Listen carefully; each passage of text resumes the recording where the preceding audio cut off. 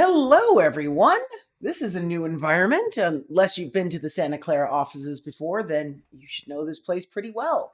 My name is Alex Beatty. I'm part of the Neurodiversity Board. And today I'm going to be asking Alyce Hahn a few questions about autism. So here we go. Question one.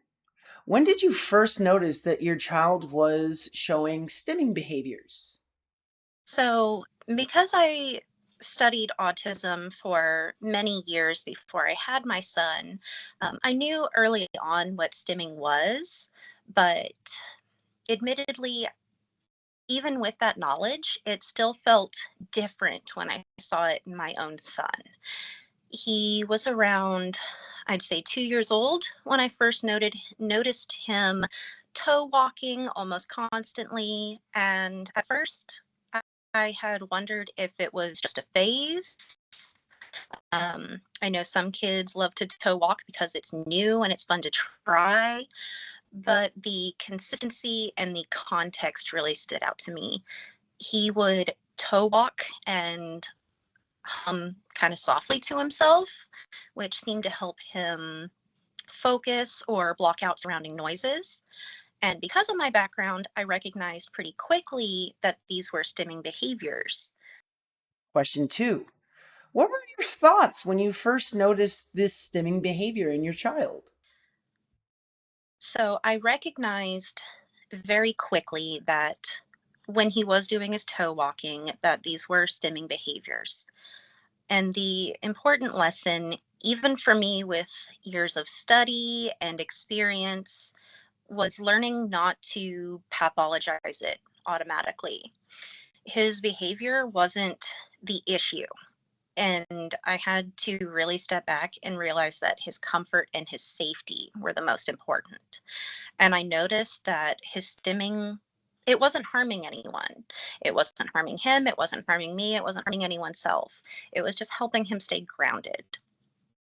And so for parents who are newer to this, noticing stemming can bring up a lot of feelings, especially when it comes to stimming in public or if it's misunderstood by others. But stimming is such a normal adaptive part of how many people with autism navigate the world. It's not something to fear, it's something to observe, understand, and respect the child for. And something I often share with other parents is that we stim too, everybody, whether you notice it or not.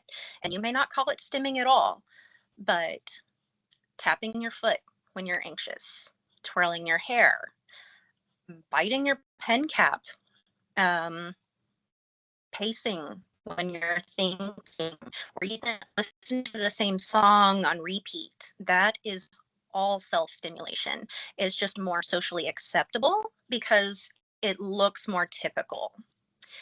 And that perspective shift to me is very powerful. When we realize we all engage in some kind of repetitive or sensory behaviors to manage stress, focus, or even just some emotional regulation, it becomes a lot easier to see our children's stems with empathy instead of worry. This one's a twofer. How has your understanding of stimming changed over time? And what have you noticed your child's stimming communicates to you?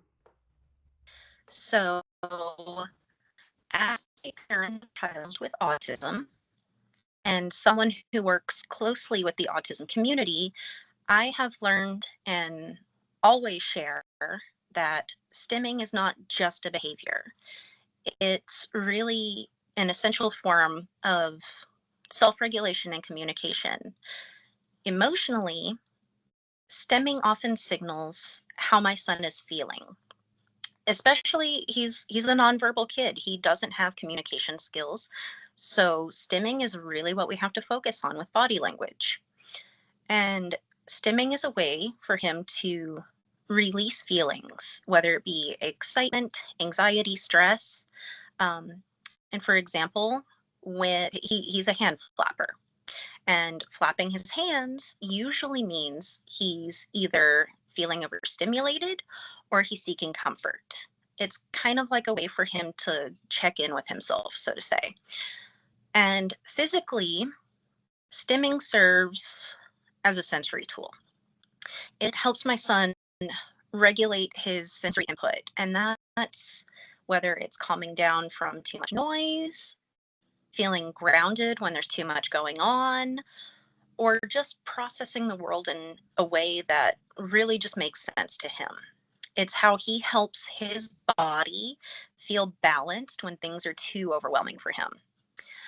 And socially, it's important to remember that stimming isn't something that is to be fixed or suppressed, but rather something to understand and work together. And stimming often increases when there's social stress. So if my son is feeling left out or overwhelmed by a group setting, there's too many children around, it's very loud, there will be a significant increase in his stimming. And at the same time, some forms of stimming also signal comfort and enjoyment for him. So it's important for us as parents to recognize that it's not always a sign of distress. Stimming can be a sign of joy.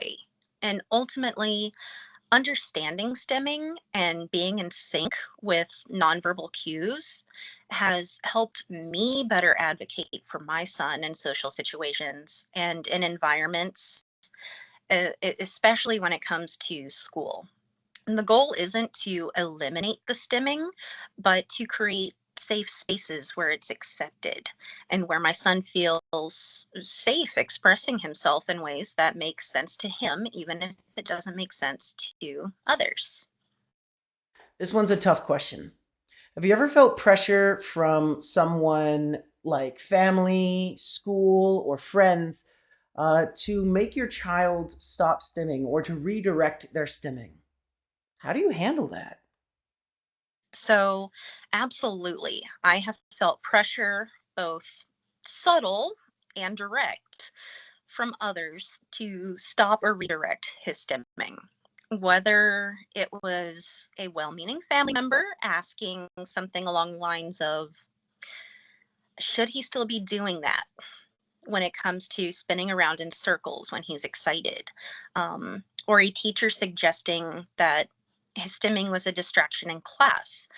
Those moments reminded me how misunderstood stimming still is, even by people who care about our kids. You know, family, they have the best interest of our child, and sometimes they still have things that they don't understand. And as both a parent and a person working in the autism field, it's important to see stimming not as something that needs to be fixed.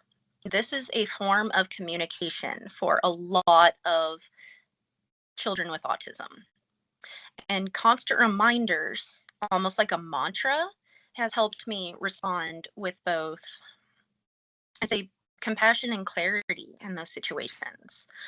When someone comments on my son's stimming, I try to use that now as a teachable moment.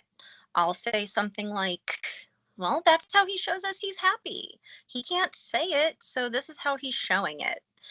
And at school, I've worked closely with staff to make sure that they understand when stimming should be supported versus when it might need some gentle redirection.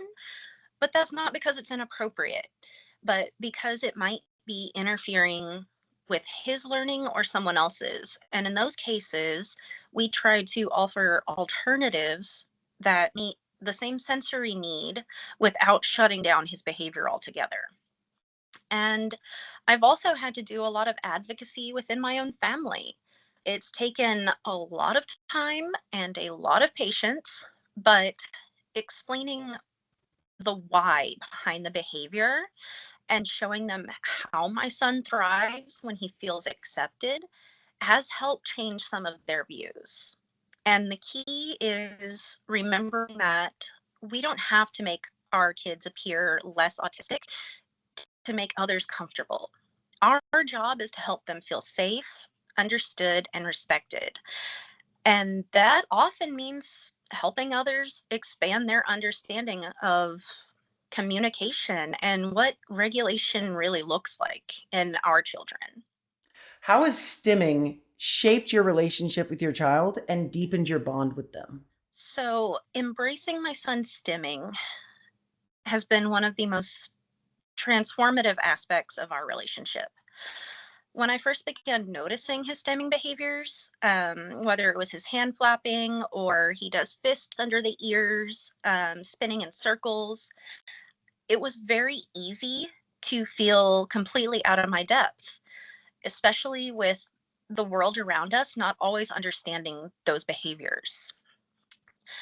I had studied autism for years before my son came along. And so early on, I had the mindset of trying to more so redirect the behavior because at the time, I thought that would be a better way than stopping his behavior outright.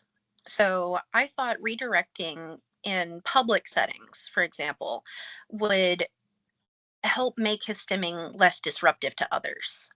But as time went on, I learned that stimming is not something that should even be redirected. This is his form of communication. It's his way of regulating sensory input, dealing with stress, expressing himself, happy, sad, anxious. And when I stopped viewing stimming as a problem to be solved and starting to embrace it, I saw a real shift in how I connected with him. Instead of seeing his stimming as an obstacle to redirect, I began to see it as part of just who he is. And it helped me care a lot less about others' opinions. And accepting it helped me understand his perspective and his world better. And to notice when he was overwhelmed or anxious, or when he was just lost in a moment of happiness. And this understanding gave me the patience and empathy to respond in ways that supported him rather than trying to change him into what I thought he should look like. And stimming really became a bridge to connect with him in a way. And it's a way that words just can't describe. There are so many moments when his stimming feels kind of like a secret language that we share now. And I've learned to be present with him in those moments. So whether that means sitting quietly next to him while he rocked, or joining in on a repetitive movement whenever he seemed to want to engage, this helped build trust between the two of us because he knows that I'm not trying to take away his coping mechanisms. And for any parent who is struggling with how to react to their child's stimming behaviors, I would really just say that instead of viewing the stim as something to stop or redirect, look at it as a form of expression and as part of the way that your child navigates the world. So if you jump up and down and do a little happy dance whenever you receive like really awesome news, that's the same as your child flapping their hands when they see something exciting. And that shift in perspective can really help deepen your bond and create a stronger foundation of trust, acceptance, and love with your child. Thank you so much for joining us today, Alyce. I hope to see you next time. And if you have any sort of questions, please reach out to the neurodiversity board. The link should be somewhere on the screen, or I'm going to pop a big pop up to our email where you can ask questions. Thank you so much, everyone. Have an awesome day.